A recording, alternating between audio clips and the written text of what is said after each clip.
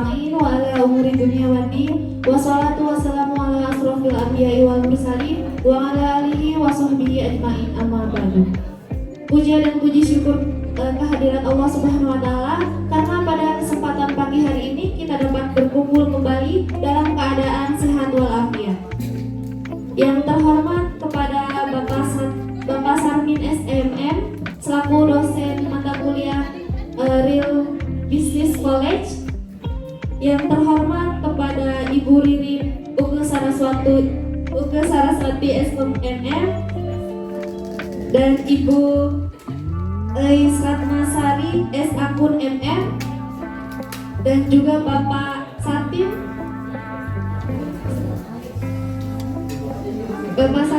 STMM. Sebelumnya izinkan kami untuk memperkenalkan diri. Saya Ibah Fauzia. Di samping saya ada saya Putri Tunggalini, saya Nurman Lawarman, saya Stefania Wistina, saya Amanda Pramulita, saya Halima Kusini. Kami dari kelompok 7 dengan pendampingan usaha ayam geprek Om Udin.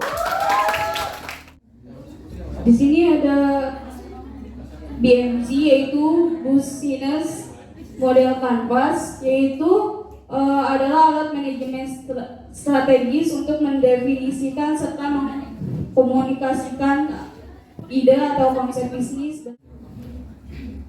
Ya, di sini saya akan menjelaskan bisnis model Canva, di mana kita sudah memasukkan penjualan ayam geprek Kamudin ini dalam bisnis model Canva. Kenapa sih kita harus menggunakan bisnis model Canva dalam usaha ayam geprek Kamudin? Dengan menggunakan bisnis model Canva, kita jadi dapat memahami segala garis besar semua tentang bisnis tersebut tanpa harus membuat dokumen bisnis plan. Nah, yang tadi sudah teman saya katakan, ya ada 9 pilar untuk bisnis model Canva. Yang pertama itu ada klien atau customer segment. Nah, klien atau customer segment ini kita bisa tahu siapa saja target pasar dari penjualan ayam geprek Om Udin ini, ya. Nah, di sini ada yang pertama pencinta pedas. Biasanya ayam geprek itu ciri khas sama rasa yang pedas, benar gak? Nah, biasanya ada sambal di ayam geprek itu yang membuat para pencinta pedas itu, wah, kayaknya enak nih ayam geprek pedas. Kalau nggak pedas kayak nggak makan, bener? Nah, yang kedua ada orang yang menyukai olahan ayam. Yang ketiga ada pelajar atau mahasiswa. Kenapa pelajar atau mahasiswa? Karena untuk harga ayam geprek itu sendiri terbilang relatif murah untuk para pelajar dan mahasiswa. Dimulai dengan harga 10.000 kita sudah mendapatkan porsi yang lumayan banyak. Lalu ada masyarakat umum seperti kayak ibu-ibu atau anak-anak, ya. Nah, range usia mulai dari 2 tahun sampai dengan dewasa. Kenapa sih ini kan ayam geprek? Kenapa sadari umur 2 tahun? Karena di situ kan bisa dikasih ayamnya aja, ya. Saya juga sering lihat anak kecil makan tapi ayamnya aja yang diambil. Sambalnya. Nah, lalu ada value proposition. Value proposition ini nilai lebih atau apa sih nih yang membedakan ayam geprek Om Udin dengan ayam geprek lainnya? Sedangkan kita tahu ya, mungkin yang dari Cepembungin tahu kalau misalkan di Cepembungin enggak hanya satu ayam geprek, tapi sudah banyak ayam geprek yang beredar. Ayam geprek Om Udin ini menggunakan bahan-bahan bermutu. Karena untuk sambal dan ayamnya dia belanja setiap hari. Nggak ada yang misalnya ayam bekas kemarin terus digoreng lagi. Mungkin dari teman-teman pernah beli ayam geprek tapi ayamnya kayak angkat bekas kemarin kayak gitu. Terus ada harga sambalnya, rasa sambalnya itu kadang-kadang ada yang bau busuk sambalnya, benar? Ya, mungkin kita pernah tuh ngerasain dapat ayam geprek yang kayak gitu. Lalu tempat yang strategis, kebetulan untuk ruko ayam geprek Om Udin ini terletak di pinggir jalan, jadi kalau misalkan kita kuat ke arah TM Tanah Merah jembatan itu pasti kita sudah melihat pelang ayam geprek Om Udin. Jadi tempat-tempatnya itu sangat strategis, kelihatan dari segala arah. Ya, terus harganya yang terjangkau saya bilang tadi, untuk harga porsi ayam geprek itu harganya mulai dari Rp10.000. Lalu memiliki banyak varian menu. Nah, ini yang paling beda di ayam geprek Om Udin. Di mana-mana kan biasanya menjual ayam geprek udah ayam geprek aja, kalau enggak chicken, bener ya? Nah, kalau di ayam geprek Om Udin itu ada beberapa varian seperti ayam geprek spicy, ayam geprek bakar, hot plain cheese. Kalau misalnya buat temen-temen nih, kayaknya bosen nih ayam geprek yang biasa, kita bisa nyoba ayam geprek yang bakarnya atau yang spicy-nya. Lalu untuk channels, nah ini bagaimana ayam geprek Om Udin ini sampai ke customer. Nah ya, kita lihat tempat usaha. Jadi kalau misalkan ada yang mau ayam geprek itu bisa datang ke tempat usahanya langsung, atau di sini banyak orang-orang yang buka jasa titip di sosial media kayak misalnya di Facebook kayak gitu, banyak nih ayam just tip ayam geprek Om Udin. Cuman ya harganya agak lebih mahal, yang harganya 12.000 misalnya menjadi 15.000. Lalu ada supplier. Saat ini Om Udin ini memiliki 4 supplier ya.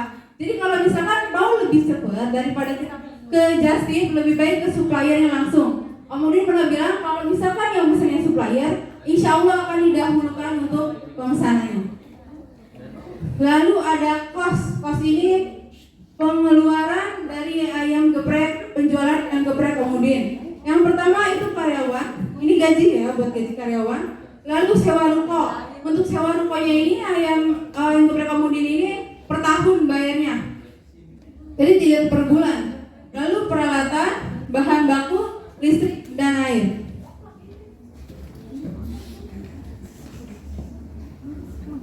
Nah, di sini ada research itu sumber daya yang diperlukan Om Udin untuk bisnisnya ya. Ada bahan baku ayam geprek, aset produksi, ruko dan karyawan. Lalu ada aktivitas apa saja sih yang terjadi dalam proses jual beli ya di ayam geprek. Yang pertama ada memasak ayam, memasak nasi dan menu lainnya, membuat dan menerima pesanan, lalu ada kasirnya juga yang menerima pembayaran. Lalu relationship, memberikan bonus untuk setiap pemesanan ayam geprek. Nah, kalau di ayam geprek Om Udin, setiap kita nih misalnya mau pesan 20 bungkus, biasanya itu dilebihin 2 bungkus sama Mang Udinnya ya.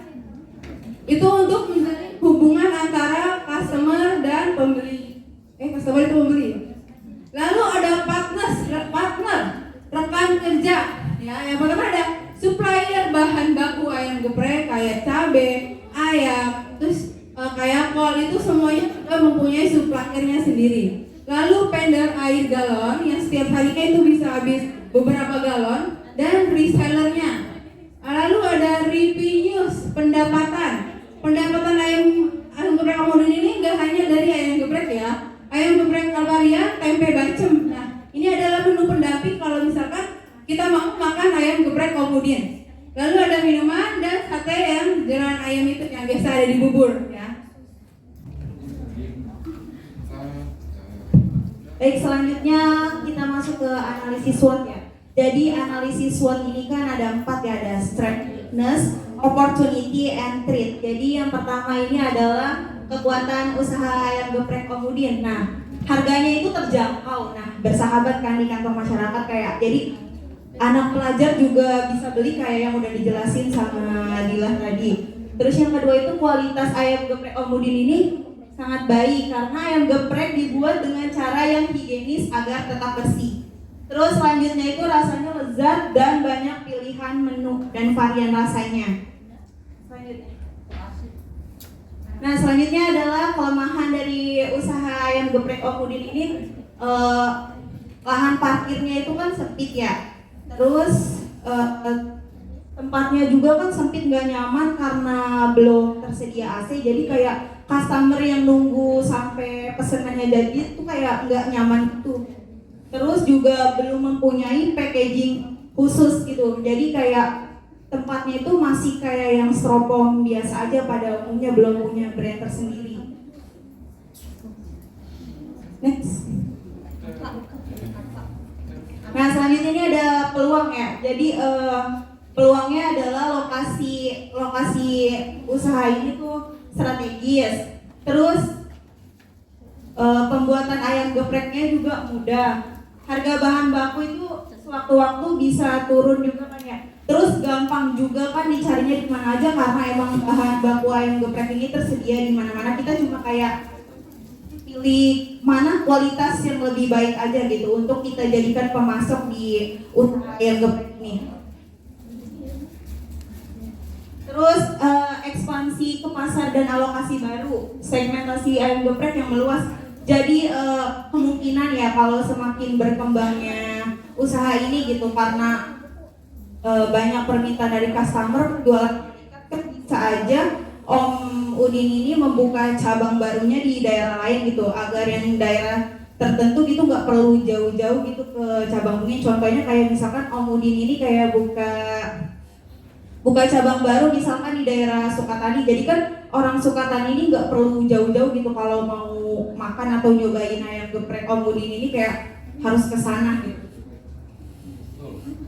Next.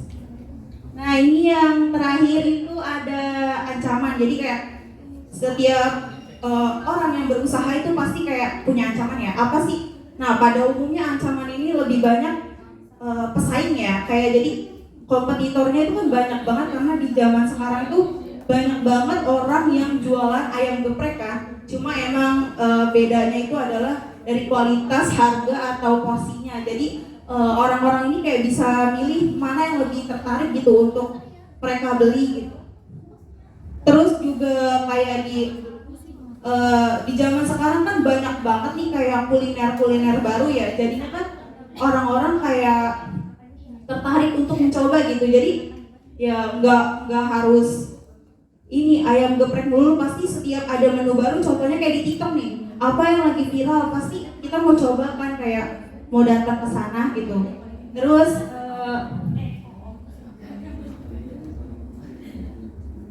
bahan bakunya itu nggak tahan lama, jadi kayak kemungkinan Om Udin ini kayak bahan-bahannya itu kayak yang nyetok yang kemungkinan kayak yang langsung habis gitu, jadi nggak disetok-setok supaya nggak kebuang-buang.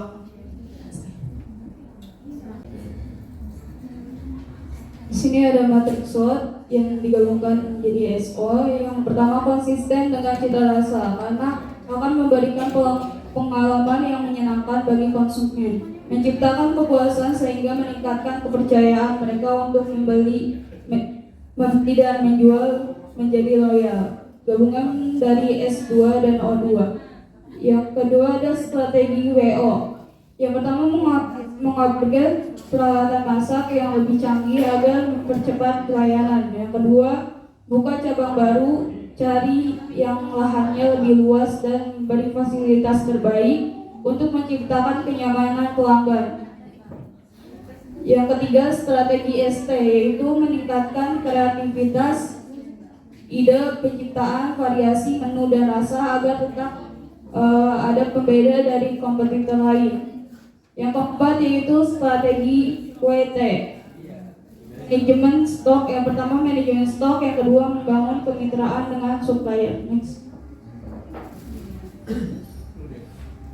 Di sini ada strategi pengembangan usaha. Yang pertama meningkatkan pemasaran sosial media. Jadi kita kemarin sepakat di sosial media kita menggunakan dua akun. Yang pertama Facebook dan Instagram. Yang kedua peningkatan brand awareness, yaitu dengan menggunakan iklan sosial media dengan konten. Yang ketiga konsisten pada rasa, yaitu fokus pada kualitas rasa yang khas dan menyenangkan bagi konsumen untuk mempertahankan kepercayaan dan loyalitas pelanggan. Di sini ada laporan hasil implementasi dari tanggal 26 November 2023, yaitu pembuatan akun. Hasilnya itu sarana promosi, keterangan, membuat email, TikTok, dan Facebook.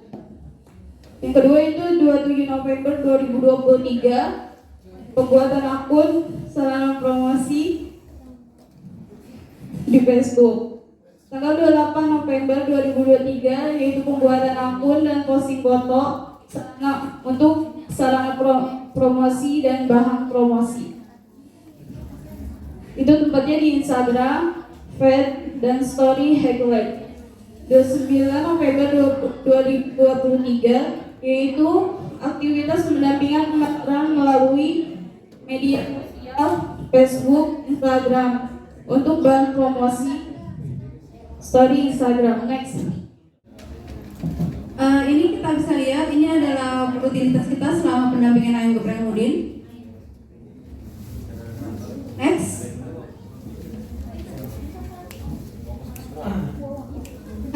Dari tadi kegiatan tadi, apa sih yang kita tuju, yaitu hasil yang memang bisa menguntungkan untuk ownernya. Selain kita belajar bagaimana proses bisnis berjalan di Ayang Geprek Mahmudin, kita juga tahap mengembangkan usaha tersebut ya. Nah, apa sih yang berkembang di Ayang Geprek Mahmudin? Yang pertama itu pasti meningkatkan branding. Nah, yang sekarang saya lakukan, di mana saya mempresentasikan Ayang Geprek Mahmudin, saya juga memperkenalkan Ayang Geprek Mahmudin kepada kalian semua. Nah, ini ada link Facebook dan Instagram yang kita buat. Di sini banyak pemesanan yang terjadi di Ayang Geprek Mahmudin selama kita membuat akun sosial media. Lalu apa sih keuntungan dari ini semua? Yaitu kenaikan omset dari Ayang Geprek Mahmudin. Karena kita kan membuat media sosial, di mana semua orang, wah iya nih, sebelumnya kan Mahmudin belum mempunyai akun sosial media. Nah, sekarang untuk pemesanan Ayang Geprek itu bisa dilakukan di akun sosial medianya, terutama di Facebook ya, di mana semua menggunakan Facebook. Berapa kenaikannya? Terjadi kenaikan omset yaitu dari 1.400 porsi dan saat ini sudah mencapai 1.600 porsi. Semua pendampingan yang kita lakukan ini membuat Ayang Geprek Mahmudin ini meningkat sebanyak 200 porsi. Nah, ini untuk ranknya ya. Kayak misalkan nih di bulan Agustus, September, Oktober ini, di mana Ayang Geprek Mahmudin masih memproduksi 1.400. Lalu di bulan November, di mana tadi kita sudah memulai membuat sosial media yang orang bisa memesan lewat sosial media. Nah, di bulan Desember untuk pertengahannya, Ayang Mahmudin sudah memikirkan untuk menambah jumlah porsi ayam setiap harinya, yaitu 200 porsi, dan kenaikannya sebanyak 2 bulan ini, kenaikannya adalah 200 porsi per harinya. Nah, ini untuk aset usahanya. Total dari aset usaha yang dimiliki Mahmudin ini senilai 23.942.000, dan untuk harga bahan baku semua yang kita butuhkan untuk penjualan Ayang Geprek Mahmudin ini totalnya 8.270.000 ya. Nah, dari 8.270.000 yang kita gunakan itu mendapat Ayang Geprek 1.600 porsi. 1.600 porsi jika di 8 juta dibagi ini 1.600 menghasilkan HPP-nya itu Rp5.000.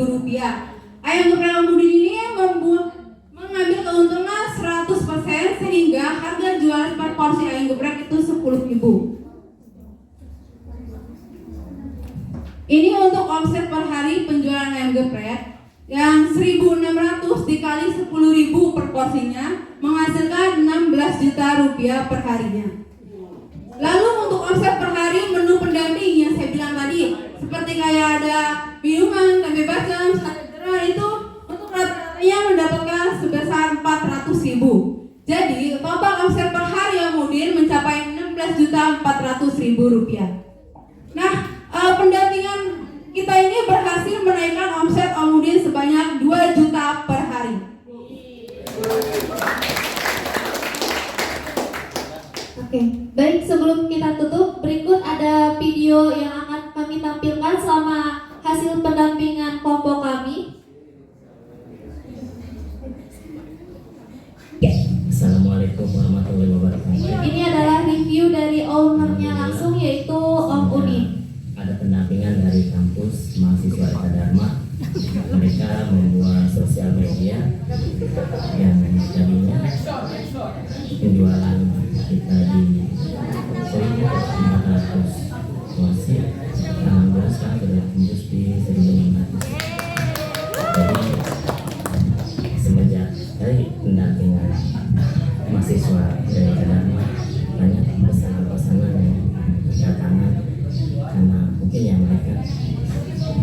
sosialisasi. Alhamdulillah.